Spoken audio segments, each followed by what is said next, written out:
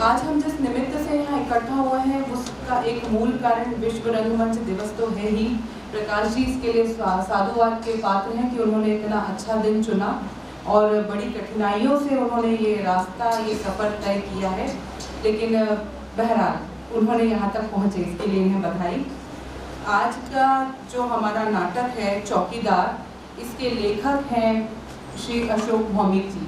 अशोक भौमिक जी हमारे बहुत ही छोटे से आग्रह पर, हमारे स्नेह निमंत्रण पर दिल्ली से उज्जैन आए और बहुत सहजता से उन्होंने अपने कहानियों को नाटक में ढालने के लिए हमें ये अवसर प्रदान किया। इसके लिए हम आपके बहुत आभारी हैं। मैं अपने समस्त अतिथियों का हार्दिक स्वागत करती हूँ, अभिनंदन करती हूँ। विशेष रूप से अशोक भौमिक जी, आदरणीय गिरजेश व्यास जी जो वरिष्ठ रंगकर्मी हैं, हमारे बुजुर्ग हैं जिनका हाथ सदैव हमारे सर पर रहता है। आदरणीय श्रीपाद जोशी जी, वरिष्ठ रंगकर्मी श्री शरद शर्मा जी, और आप तीनों से सादर अनुरोध भी है कि कृपया दीपन कर इस कार्यक्रम की विधिवत शुभारंभ करें। ये बुजुर्ग वाला सेंटेंस गलत है। गिरजेश व्यास अभी बुजुर्ग नहीं हुए। नहीं, मैंने सबके लिए ये बात नहीं कही। हर व्यक्ति का अपना अपना नजरिया होता है ना, जिस आदमी को देखना हो 10-20 बार देखना, दूसरे जहां से देखता है। ये मेरे साथ उनका ऐसा संबंध है, मैं सबके लिए नहीं किसी लिए बात दिल पे ना लिया जाए। हमारी दिक्कत यही तो मैंने की है।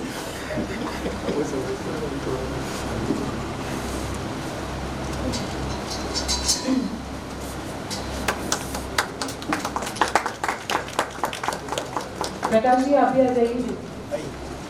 आजा मेरे पास, आजा मेरी गाड़ी में।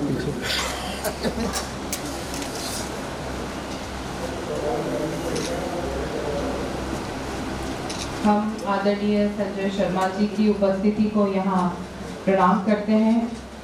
मैडम भौमिक हमारे बीच उपस्थित हैं, हम आपका भी हार्दिक स्वागत करते हैं, अभिनंदन करते हैं। हमारे शहर के वरिष्ठ चित्रकार श्री अक्षय अमेरिया जी हमारे बीच उपस्थित हैं, हम आपका भी हार्दिक स्वागत करते हैं, अभिनंदन करते हैं। हमारे बीच वरिष्ठ चित्रकार श्री मुकेश बिजौले जी भी उपस्थित हैं, हम आपका भी स्वागत करते हैं, अभिनंदन करते हैं। हम कुमार किशन जी, कुमार शिवम जी, भूषण जैन जी, आप तो तीनों का भी हार्दिक स्वागत करते हैं, अभिनंदन करते हैं। रवि देवलेकर जी भी हमारे बीच उपस्थित हैं, हम आपका भी हार्दिक स्वागत करते हैं, अभिनंदन करते हैं। शशि भूषण जी हमारे बीच हैं, कविता जी हमारे बीच हैं, हम आपका भी स्वागत करते हैं।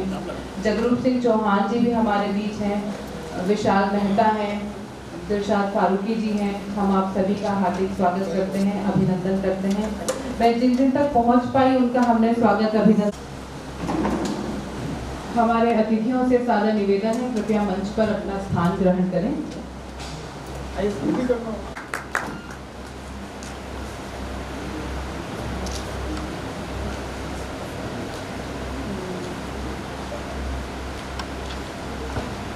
इस नाटक के निदेशक और सुंदरलाल मालवी जी से अनुरोध है, कृपया वे गिरजेश व्यास जी का स्वागत करें।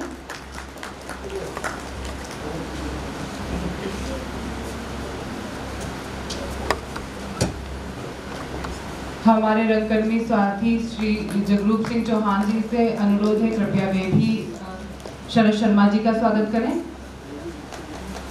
हम सुंदरलाल मालवी जी की भी उपस्थिति को यहाँ रेखांकित करते हैं।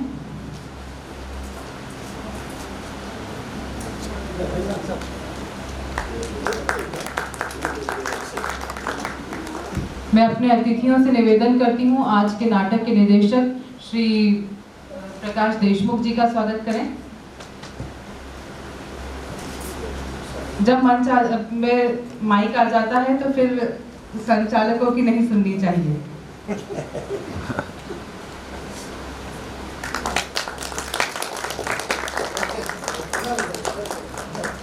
विनोद भाई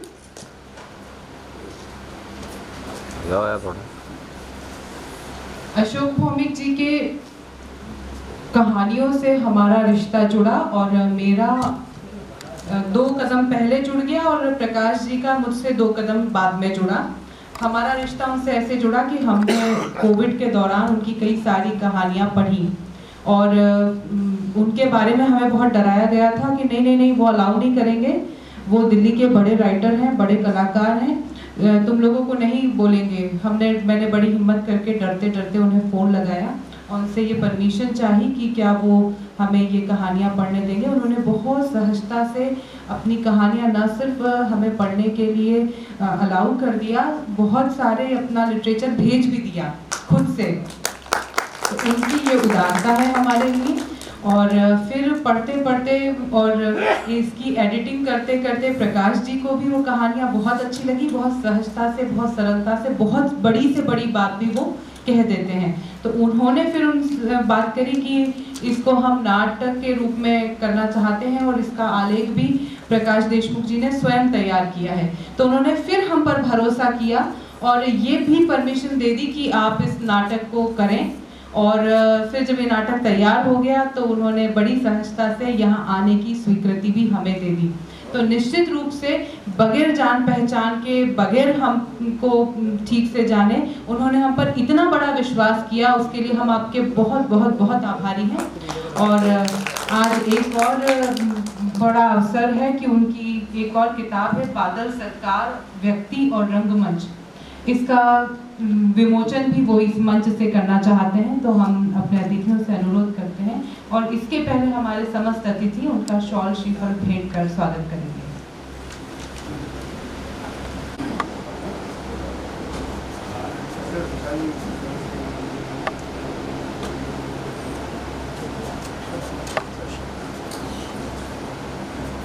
हमारे बीच मनीषा व्यास जी हैं, राजेश चावड़ा जी हैं, विशाल कलंबकर जी हैं। हम आपकी उपस्थिति को भी हार्दिक करते हैं।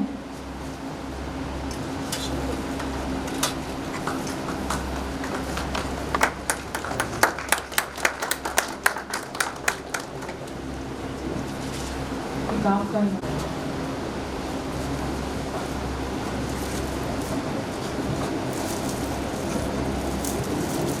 भाई साहब, चेहरा इधर विशाल जी पास में हो ना प्रकाश जी, प्रकाश जी थोड़ा पास में जाओ बस।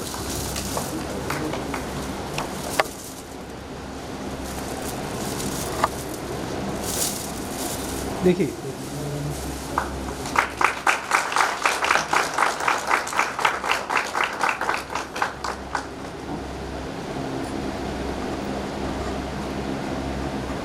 देंगे तो मुझे तसल्ली होती रहेगी।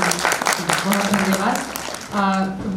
आप सब नाटक की मानसिकता से आए हैं और जितने भी यहाँ बैठे हैं यकीन मानिए ये सब भाषण गीत बिल्कुल नहीं है, केवल 2-2 शब्द में ही अपनी बात कहेंगे। मैं सबसे पहले इस किताब का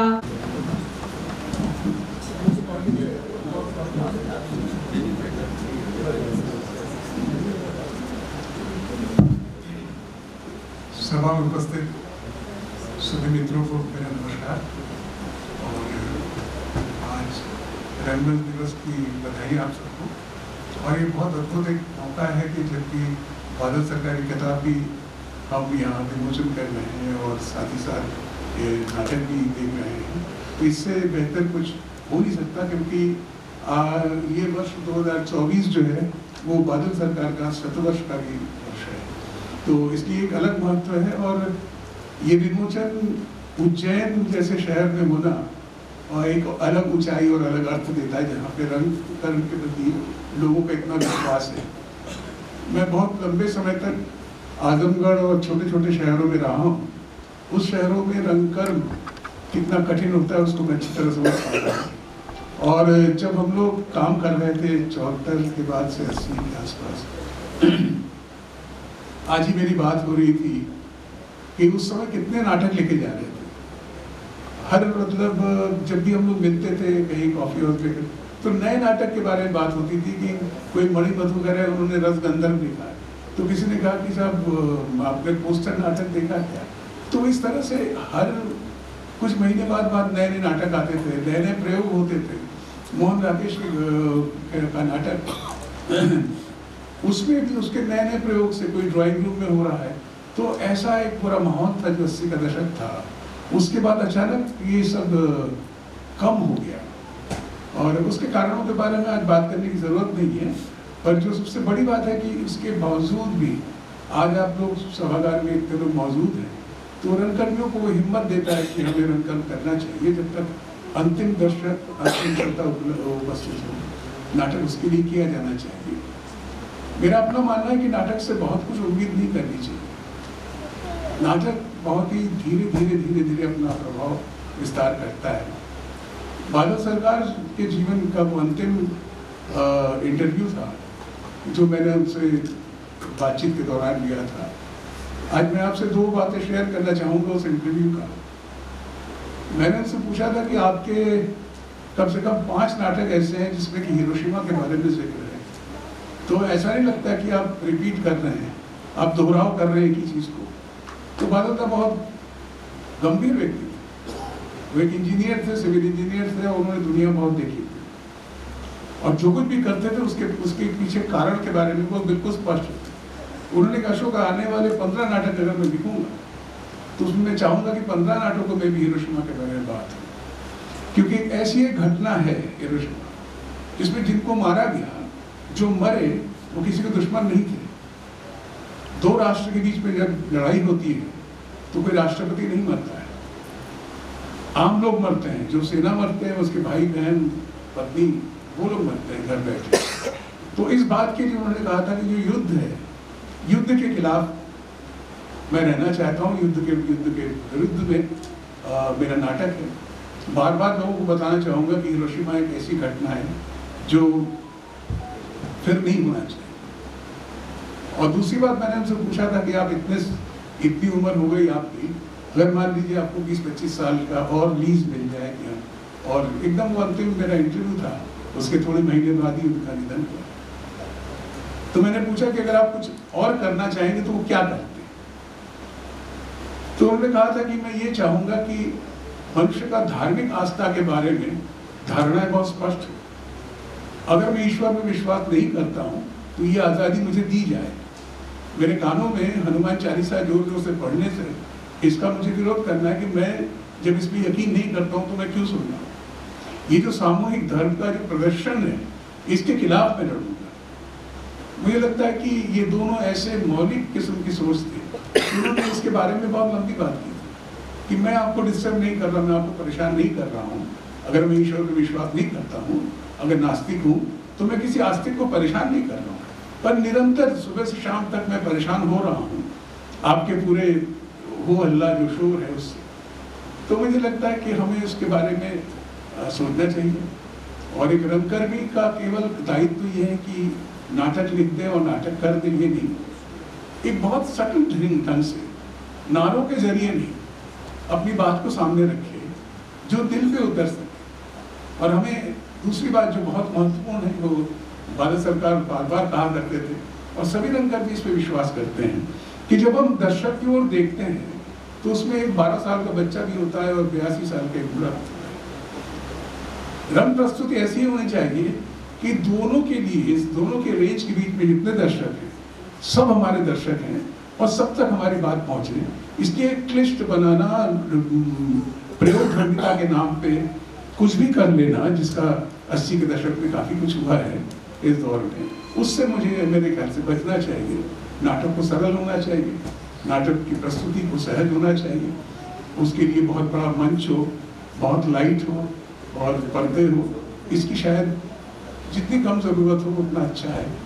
और अगर ये हॉल न मिले तो नुक्कड़ में नाटक होना चाहिए, पर नाटक होते रहना चाहिए। इन शब्दों के साथ मैं आप सबका आभार व्यक्त करता हूँ कि आज आप यहाँ आए और नाटक देखेंगे। इसे मैं भी देखूँगा, तो मेरे साथ मिल के देखेंगे। बहुत बहुत धन्यवाद। बहुत धन्यवाद आदरणीय अशोक भौमिक जी।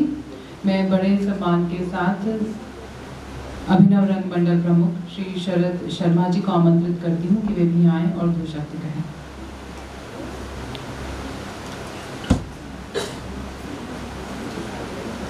सभी मंचासीन और ऑनलाइन दर्शकों का अभिनंदन।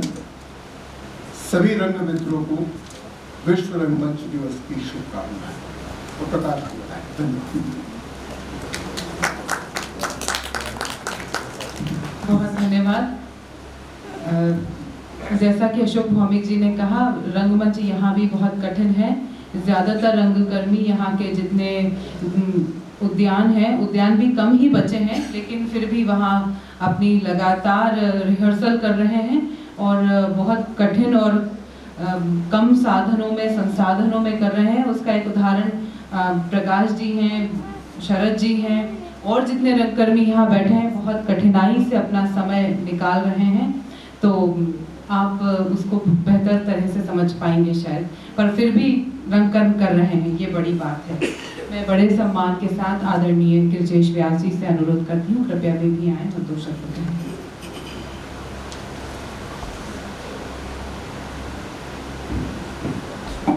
मंच पर उपस्थित सम्माननीय अतिथिगण और प्रेक्षागृह में उपस्थित रंग प्रेमी दर्शकों को, श्रोताओं को मैं विश्व रंगमंच दिवस की शुभकामनाएं देता हूं।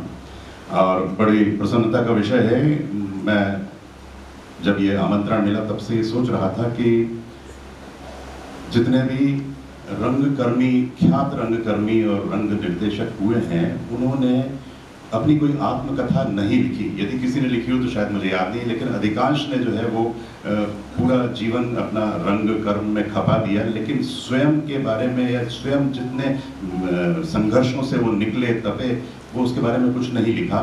तो ये एक बड़ा अच्छा अनुकरणीय प्रयास है कि आदरणीय भौमिक जी ने बादल सरकार के ऊपर ये लिखा है, और उसमें उन्होंने लिखा भी है कि इवन जो कि उनकी मातृभाषा थी बांग्ला में भी इस तरह का कोई साहित्य उनके ऊपर उपलब्ध नहीं है। तो बहुत अच्छी बात है कि उनका संघर्ष और उनका कृतित्व और उनका व्यक्तित्व जो है वो इस पुस्तक के माध्यम से हमारे सामने आ रहा है। प्रकाश को भी बहुत बहुत बधाई। मैं यहाँ बैठे समस्त रंगकर्मियों को देखता हूँ तो मुझे लगता है कि रंगकर्म में कितनी शक्ति होती है कि प्रकाश और दूसरे बहुत सारे यहाँ रंगकर्मी बैठे हैं, वो कहाँ से कहाँ पहुँच गए, किस स्तर पे, व्यक्तिगत विकास और सोच के स्तर पर। बहुत अच्छा लगता है सुनकर और देखकर। प्रकाश को भी बहुत बहुत बधाई। मुझे लगता है कि शायद आज हमें कुछ बिल्कुल समथिंग डिफरेंट देखने को मिलेगा। आप सभी को शुभकामनाएं। धन्यवाद। बहुत धन्यवाद गिरिजेश व्यास जी। अध्यक्षीय उद्बोधन हो इसके पहले मैं प्रकाश जी से अनुरोध करूंगी वे अपनी रंग यात्रा को, जो इस नाटक से संबंधित है, बहुत संक्षिप्त में अपनी बात कहें। मैंने जब जीवनपुर हार्ट जंक्शन को पढ़ना शुरू किया तो जिससे हमने ये चौकीदार कहानी ली, दरअसल में हम पूरा जीवनपुर हार्ट जंक्शन की कुछ चुनिंदा कहानियों को लेकर एक कथा कोलाज बनाने की तैयारी में थे, पर किसी कारणवश उसको हमने सिर्फ चौकीदार तक सीमित करना पड़ा। खैर हमारा आगे का जो प्लान है वो उसी तरफ है। तो मैं चाहता था कि कहानी का रंगमंच हो। एक कहानी के रंगमंच में मुझे बहुत सारी संभावनाएं दिखती हैं, जैसे कि नए नाटकों का अभाव है। नए नाटक बहुत कम लिखे जा रहे हैं या तो लिखे ही नहीं जा रहे हैं। अगर वो जिस अनुपात में कहा जाए तो मुझे लगता है शायद लिखे ही नहीं जा रहे हैं, 2-3 ऐसे होता है। कुछ मेरे मित्र हैं विशाल कलमकर, जो प्रयास करते हैं, कुछ अच्छे नाटक उन्होंने लिखे हैं। तो पर कहानियाँ बहुत हैं, अच्छे राइटर्स हैं और जिन्होंने बहुत सारी कहानियाँ लिखी और अनंत संभावनाएं कहानी के रंगमंच में दिखाई देती। सीखने का दौर में मैंने सोचा कि कुछ ऐसा प्रयोग हम भी करते हैं।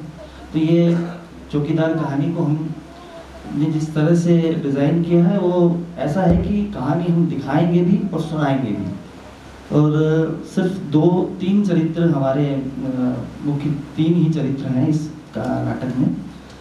कैसा बन पड़ा है ये प्रयोग, ये तो खैर आप ही तय करेंगे। तो बस मैंने कोशिश की है थोड़ी सी। धन्यवाद। बहुत धन्यवाद। मैं बड़े सम्मान के साथ हमारे आज के अध्यक्ष श्री श्रीपाद जोशी जी से अनुरोध करती हूँ, कृपया वे आएं।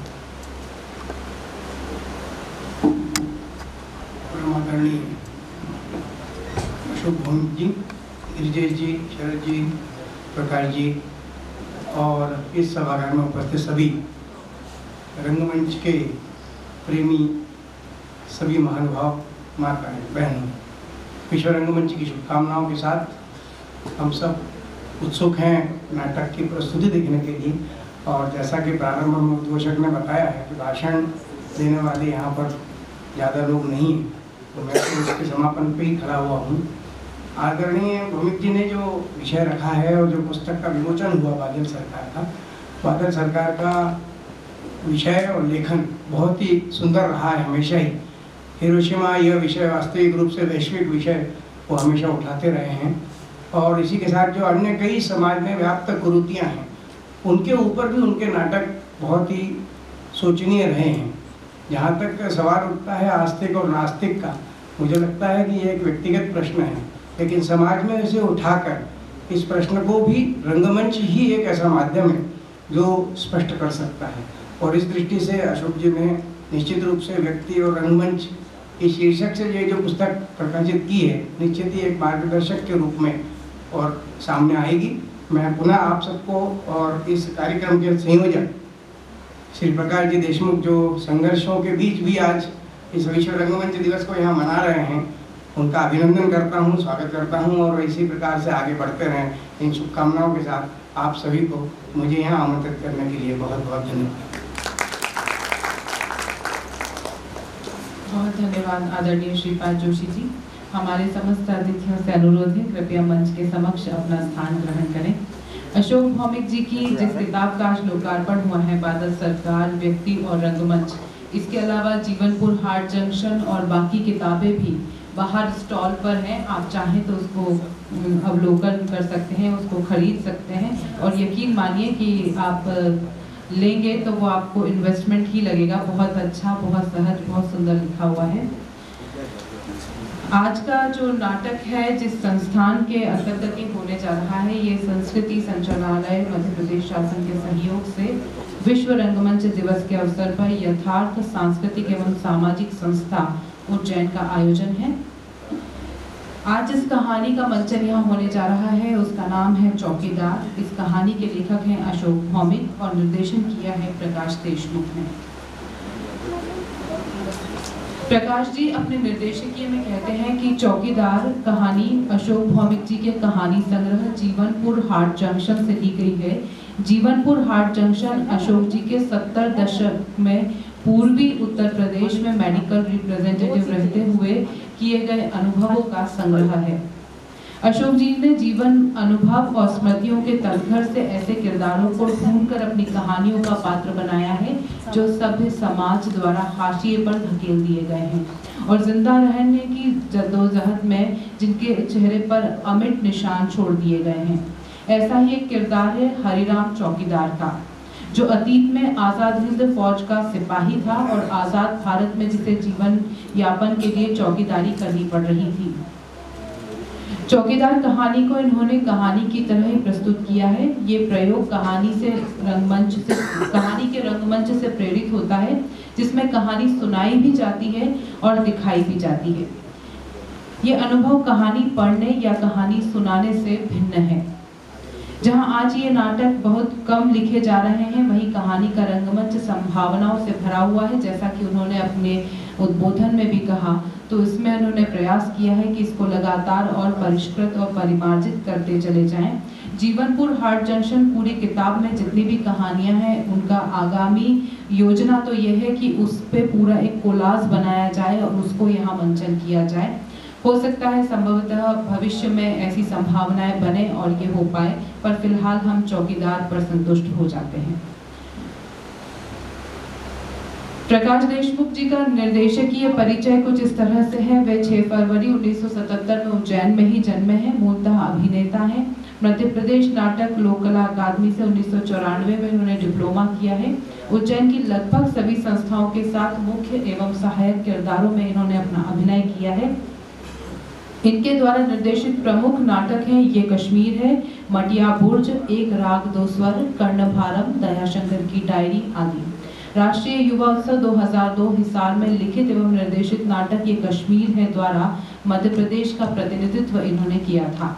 नई दुनिया प्रतिभा खोज में 1998 से 2000 तक लगातार सर्वश्रेष्ठ अभिनेता का पुरस्कार और शॉर्ट फिल्म मर्द के लिए अंतर्राष्ट्रीय फिल्म फेस्टिवल पुणे एवं इंदौर से सर्वश्रेष्ठ निर्देशक का पुरस्कार इन्हें प्राप्त हो चुका है। ये बड़ी उपलब्धियां हैं, आप ताली बजा सकते हैं। फीचर फिल्म काली चाट में नायक सीताराम की भूमिका के लिए भी इन्हें पुणे एवं प्रयागराज से सर्वश्रेष्ठ अभिनेता का पुरस्कार मिला है। CCRT संस्कृति मंत्रालय भारत सरकार से वरिष्ठ फेलोशिप इन्हें प्राप्त हुई है। वर्तमान में रंगमंच, सिनेमा और OTT पर लेखन, अभिनय एवं निर्देशन के कार्य में सक्रिय हैं। अशोक भौमिक जी के बारे में बहुत छोटा सा परिचय दूंगी, क्योंकि उनके लिए कुछ भी कहना सूरज को दीपक दिखाने की तरह है। उनकी किताबें बाहर हैं, आप उनको पढ़ेंगे तो और ज़्यादा विस्तार से उनके बारे में जान पाएंगे। फिर भी एक छोटा सा परिचय। ये प्रगतिशील कविताओं पर आधारित पोस्टर के लिए कार्य शिविरों का आयोजन करते रहे हैं, उसके लिए समर्पित है। लगातार देश एवं विदेश में 1 दर्जन से ज्यादा एकल चित्र प्रदर्शनी का आयोजन इन्होंने करा है। इसके साथ मोनालिसा हंस रही थी और शिप्रा एक नदी का नाम है, उपन्यास आई स्पाइस और जीवनपुर हाट जंक्शन कहानी संग्रह, बादल सरकार व्यक्ति और रंगमंच, समकालीन भारतीय चित्रकला, हुसैन के बहाने, अकाल की कला और जैनुल आबिदीन आदि पुस्तकें इनकी प्रकाशित हो चुकी हैं। संप्रति ये स्वतंत्र चित्रकारिता करते हैं और आज जिसका विमोचन हुआ वो पुस्तक आपके नजर है ही। यथार्थ सांस्कृतिक संस्थान हर तरह से कला संस्कृति को समर्पित है, ये लगातार काम कर रही है। मंच पर जो लोग आज अभिनय करेंगे उनमें मुख्य भूमिका में है अशोक भौमिक की जो भूमिका कर रहे हैं वो है प्रकाश देशमुख, चौकीदार की भूमिका में है दुर्गेश बाली, चाय वाला बने हैं सूर्यदेव ओल्हन। मंच परे पर हमें जिनका सहयोग मिला है, संगीत संयोजन है समीर मालवीय का, आलोकन है शंकरलाल कैथवास, मंच प्रबंधक है किशोर यादव, दिलशाद फारूकी, मंच सज्जा है विकास चौहान, छायांकन है विनोद चौरसिया एवं अमित भंडारी का, वेशभूषा की है लीला देशमुख एवं कविता सिसोदिया ने, मंच सामग्री है मंदाकिनी शर्मा, मनस्वनी देशमुख, सहयोग दिया है संस्कार भारती मालवा प्रांत ने। विशेष सहयोग रहा है जगरूप सिंह चौहान, पंकज आचार्य, विजेंद्र वर्मा, रितेश पवार, नंदन चावड़ा, विशाल मेहता, प्रज्वलित सिंह चौहान, विक्रम सिंह चौहान, शुभम अहिरवार, चंद्र प्रकाश जोशी, तूफान सिंह मालवीय, दिलीप निर्मय। प्रस्तुति समन्वयक है विशाल कलंबकर। प्रस्तुति है यथार्थ सांस्कृतिक एवं सामाजिक संस्था उज्जैन। कहानी अशोक भौमिक, निर्देशन प्रकाश देशमुख। आइए हम चौकीदार कहानी देखते हैं और आप सभी से अनुरोध है कृपया अपने सेलफोन साइलेंट मोड पर कर दें।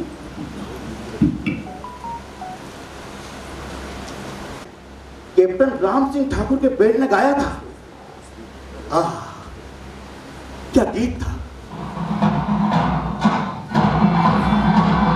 सुभाष जी वो जाने हिंद आ गए, जिस पे हिंद को वो शान हिंद आ गए।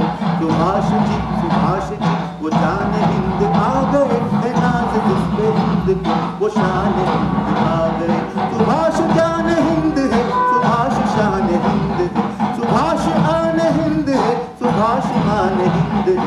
सुभाष जी वो जान हिंद आ गए, नाज जिस पे हिंद को वो शान हिंद आ गए। सुभाष जान हिंद है, सुभाष शान हिंद है, सुभाष आन हिंद है, सुभाष मान हिंद है।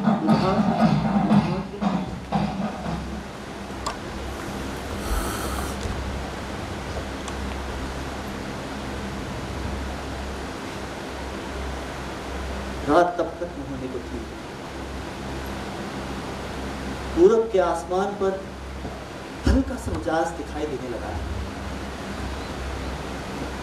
मुन्नालाल कॉलोनी का एक भी बाशिंदा तब तक जागा ना था शायद। हरिराम ने दबी आवाज में पर पूरे जोश के साथ मुझे गीत सुनाया था। हरिराम की आवाज में न सिर्फ एक खास खनक थी, बल्कि उसका सुर था सब दुरुस्त था।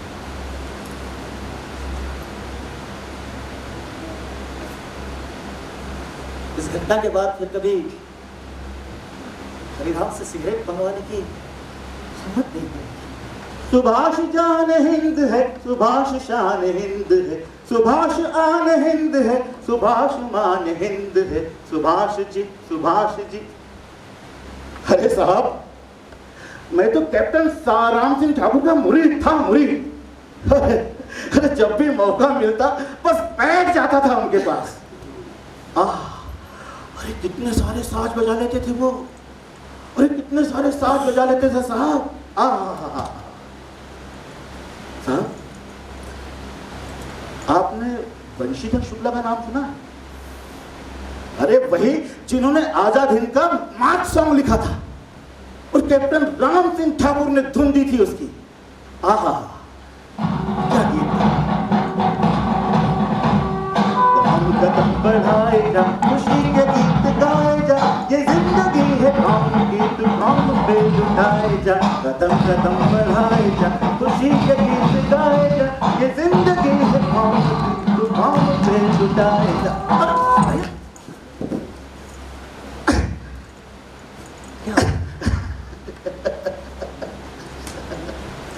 अरे साहब,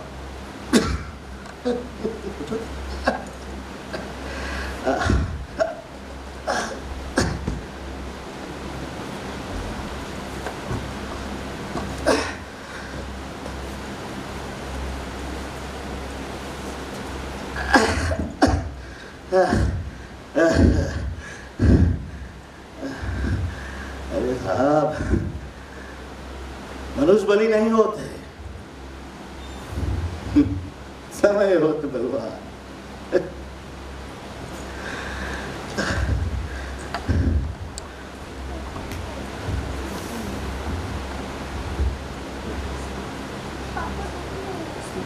मैं 53 में पैदा हुआ, यानी कि आज़ादी मिलने के पूरे 6 साल बाद पढ़ लिख कर आज़ाद हिंदुस्तान में बड़ा हुआ।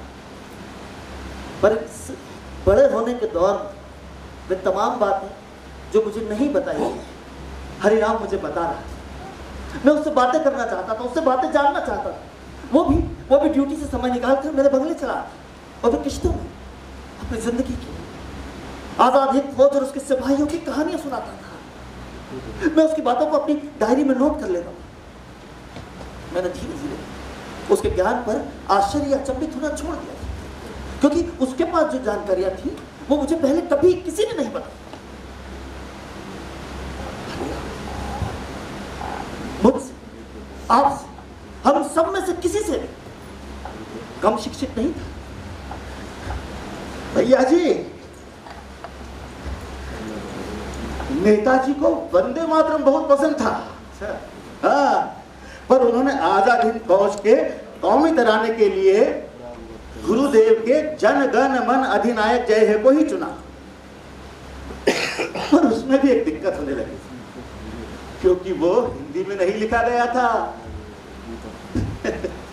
बंगाली में लिखा गया था। तब हमारे मेजर आबिद अली साहब से नेताजी ने गुरुदेव के गीत को आधार बनाकर एक नया गीत लिखने को कहा। मेजर आबिद अली साहब का नाम तो सुना ही होगा आपने। अरे बहुत पढ़े लिखे इंसान थे साहब, बड़े दिलदार थे। पूरा नाम था मेजर आबिद हसन साफरा। हाँ, अरे नेताजी के साथ सबमरीन में जर्मनी से सिंगापुर आए थे मेजर आबिद अली साहब। और उन्होंने ही तो जन गण मन का अब तक ढंग से अनुवाद किया था और कैप्टन राम सिंह ठाकुर ने धुन दी थी। सब सुख चैन की बरखा बरसे, भारत भाग है जागा, सबके दिल में प्रीत जगाए तेरी मीठी वाणी। हर सूबे के रहने वाले, हर मजहब के प्राणी, सब भेद और फर्क मिटा के, सब गोद में तेरी आके गूंथे प्रेम की माला। सूरज बनकर जग पर चमके, भारत नाम सुभागा।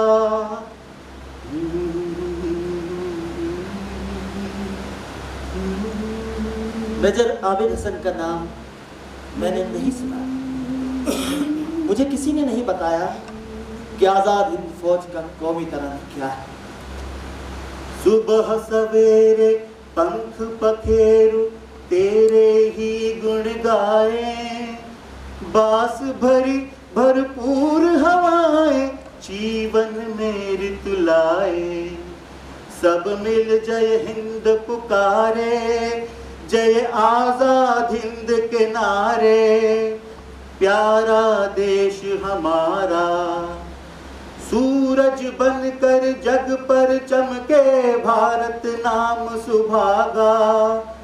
जय हो जय हो जय हो, जय जय जय जय हो।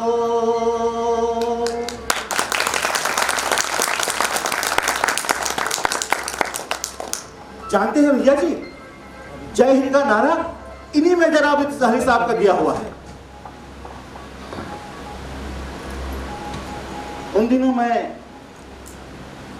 कर्नल गुलजारा सिंह की कमान में 3rd गोरिल्ला रेजिमेंट में था, जब हमें कैद कर हिंदुस्तान लाया गया। मुझे दिल्ली के पास बहादुरगढ़ कैंप में रखा गया था। फिर मुकदमा चला और सन 47 में वो मुल्क भी आजाद हुआ जिसके लिए हम सब लड़े थे।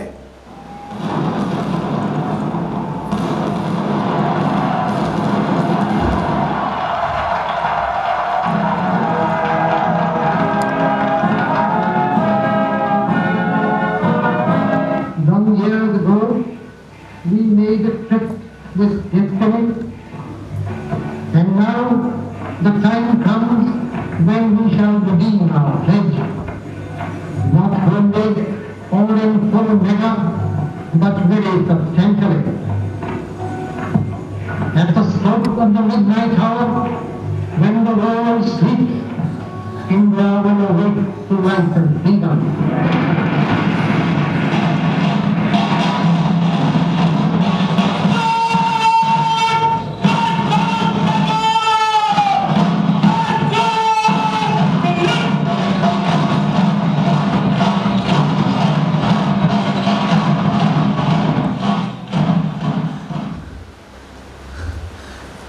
हमें जेल से छोड़ दिया गया।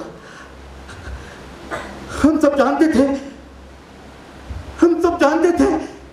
कि इतने बड़े मुल्क की फौज में हम सबको इज्जत की नौकरी जरूर मिलेगी, जरूर।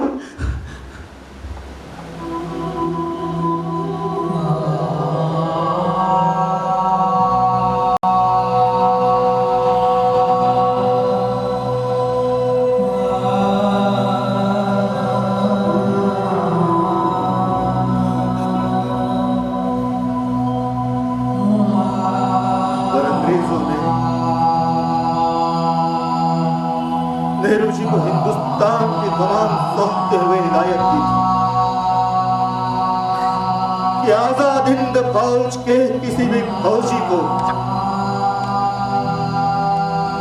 आजाद हिंदुस्तान की फौज में नौकरी नहीं देना है।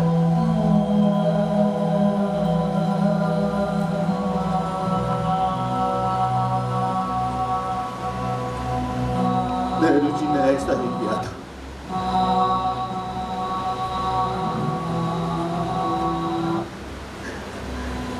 हम सब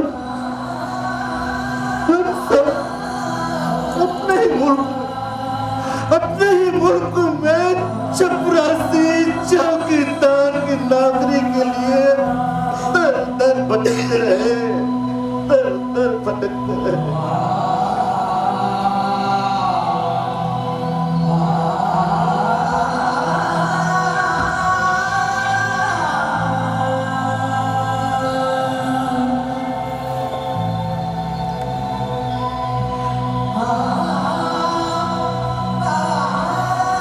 भैया जी, मनुष्य बलि नहीं होते, समय बहुत बलवान।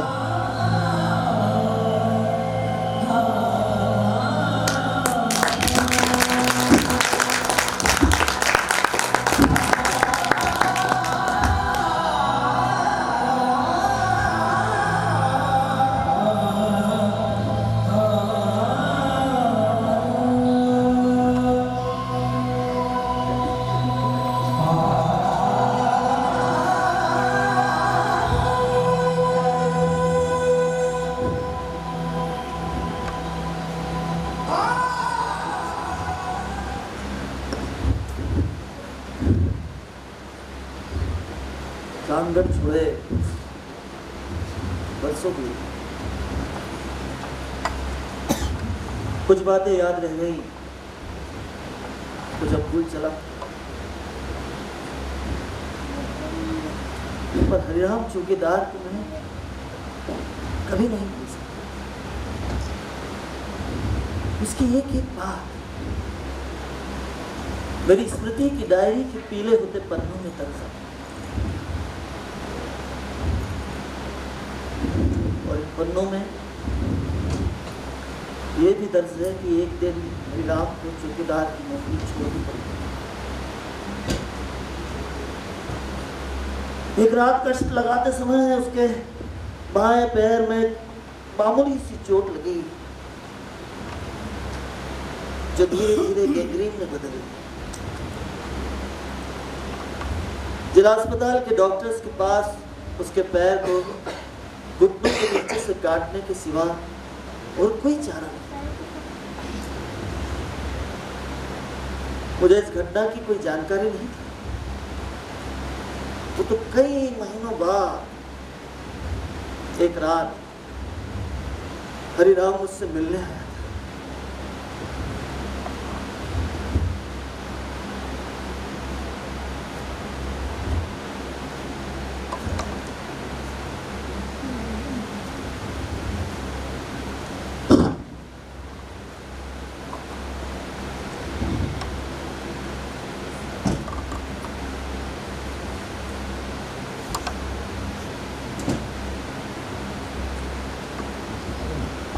बैसाखियों के सहारे खड़ा हरिराम काफी कमजोर नजर आ रहा था।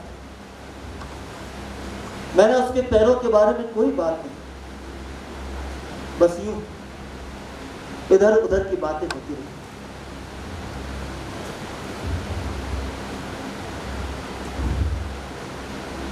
साहब,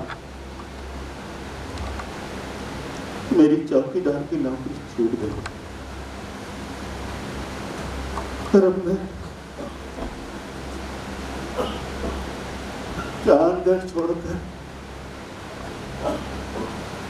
अपने गांव दोस्तपुर जा रहा हूँ साहब।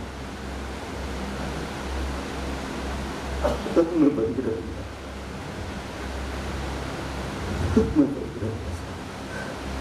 मैं बंद रहूंगा, बंद नहीं होता है।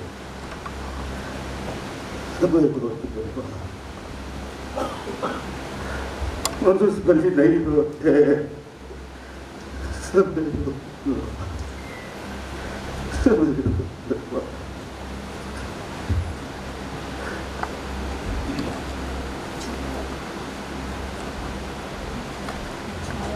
इस घटना के बाद मैं फिर कभी हरिराम से नहीं मिला।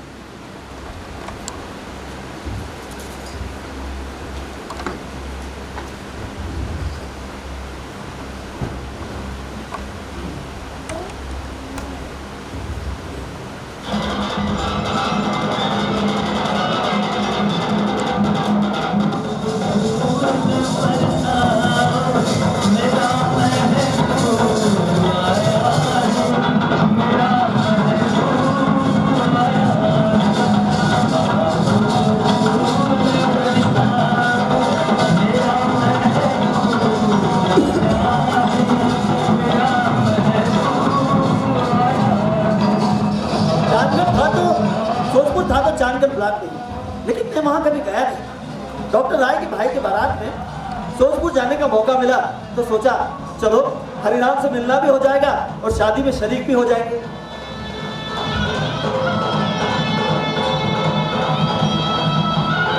बारात जब द्वारे लगी तब तक शाम हो चुकी थी।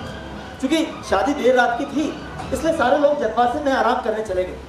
मैंने पास ही जाकर चाय की दुकान से चाय वाले से हरिराम का पता पूछा। चाय वाला हरिराम को नहीं जानता था, लेकिन उसके पैरों का जिक्र आते ही मैं उसे पहचान गया। अरे वो लंगड़ा चपरासी, ब्लॉक स्कूल का चपरासी। पर साहब आप उसे कैसे जानते हैं? गांव में तो उसे कोई नहीं जानता। बड़ा भला आदमी था साहब। ब्लॉक स्कूल में घंटा बजाने का काम करता था साहब। बच्चों को गाने भी सिखाता था। पर साहब पिछले महीने डेंगू से मर गया बेचारा।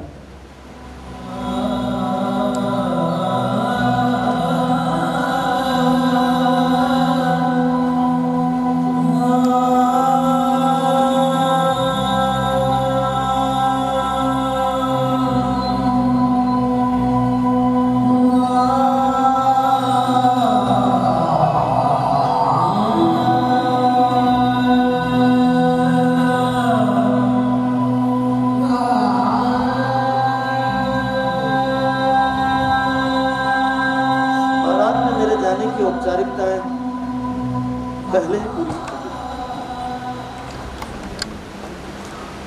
मैं बस अड्डे की ओर चला आया और चांदगढ़ से सोजपुर से चांदगढ़ जाने वाली बस का इंतजार करने लगा।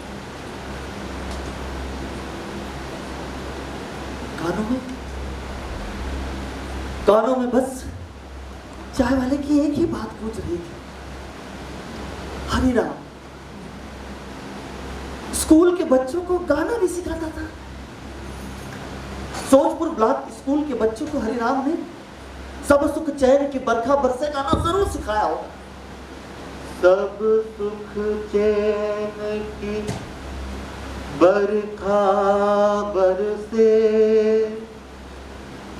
भारत भाग है जागा। उसने मेजर आबिद हसन साफरानी और राम सिंह ठाकुर की कहानियां जरूर सुनाई हैं। ये सोचते हुए मैंने आसमान की तरफ देखा। शहरों महानगरों के मुकाबले गांव देहात के आसमान पर अधिक तादाद में और अधिक चमक वाले तारे आते हैं।